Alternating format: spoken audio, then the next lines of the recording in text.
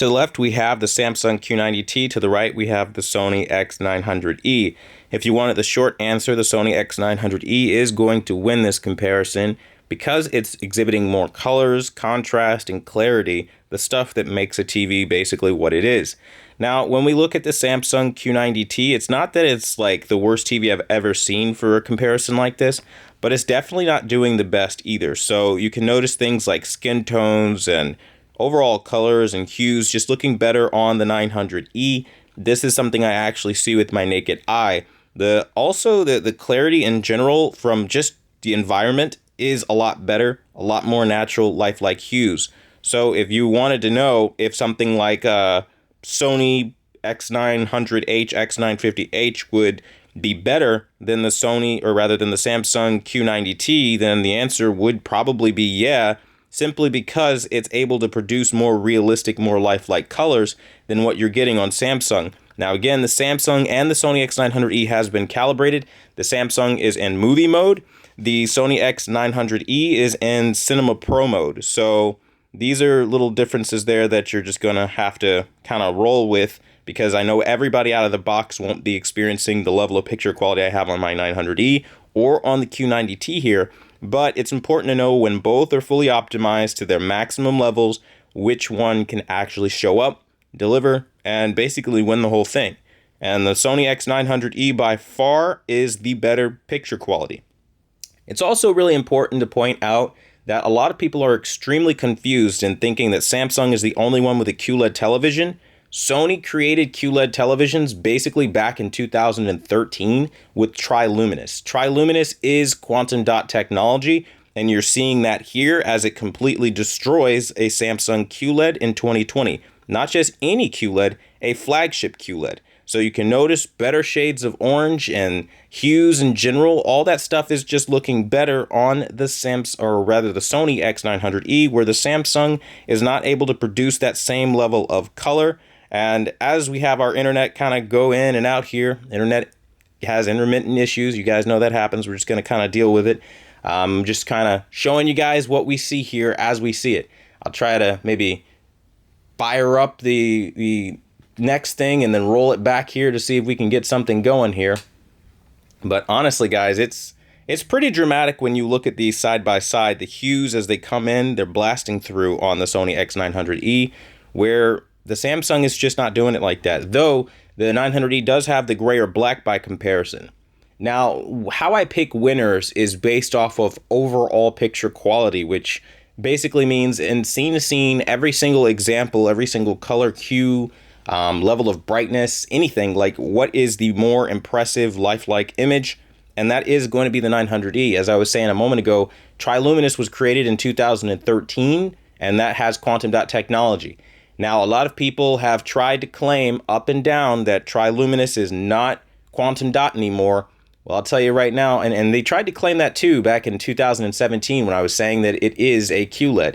But now you guys are seeing it in full force. You're seeing it go up against the Samsung QLED from 2020, their flagship 4K model, and this 2017 Sony not only is putting the hurting on this flagship Samsung, but it beat it. It's beating the absolute crap out of it, and every single color is just explosive on the Sony X900E. It's beautiful, it's mind-blowing, breathtaking.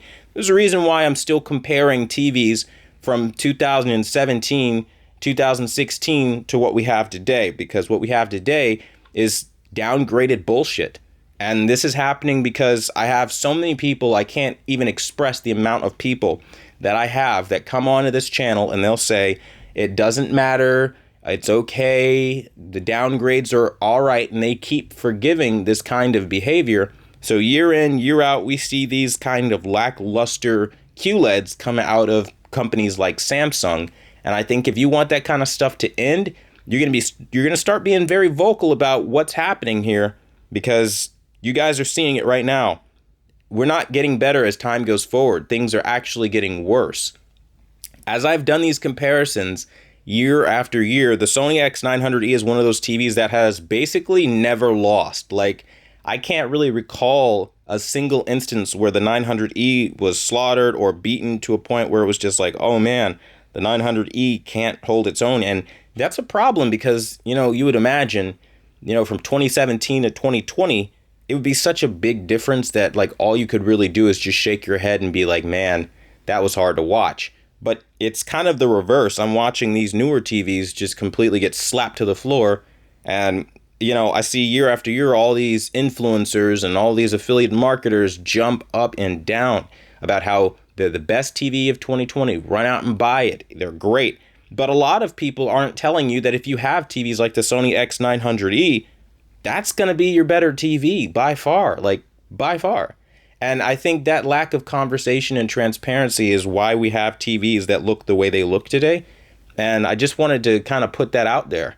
Now, again, as I go through all of the differences that we can see in this kind of comparison here, it's important to understand that, again, it's not done with ill will or to make you feel bad about your purchase, but you need to know if you're on the fence about something that maybe you should just wait until things get better again.